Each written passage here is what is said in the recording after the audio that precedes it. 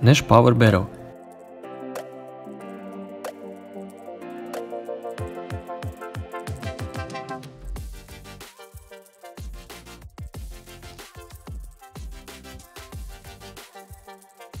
Korak naprijed kada je riječ o transportu šaronske opreme.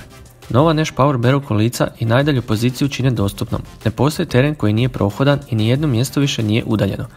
Temeljeno na slavnom Evo i Metro MK2 konstrukcijama s dodatkom 24V motora od 150 W i prekidačem s regulacijom brzine, omogućiti će vam transport opreme bez naprezanja, nebitno o destinaciji. Motor dolazi u kompletu s kotačem, što znači da se ne dodaje nepotrebna težina s jedne od strana ili na sama kolica.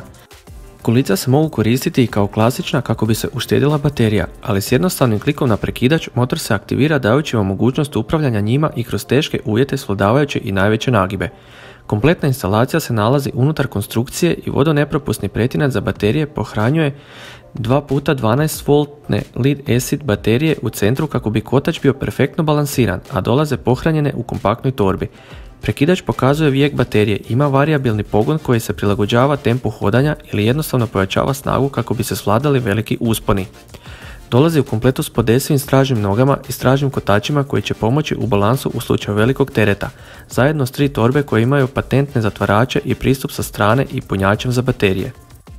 Vijek baterija ovisi o teretu i terenu, ali 80 kg tereta mogu potegnuti preko 6 km na klasičnim jezerskim terenima.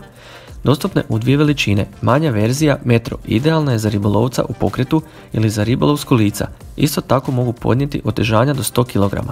Evo verzija s dodatkom držača za štapove su idealna za ribolovca koji prakticira duže kampanje, koji želi imati sve u sebe i to s lakoćom prenijeti. Nova Nash Power kolica pomiču granice u transportu opreme kako bi napor tijekom ribolova šarana bio sveden na minimum.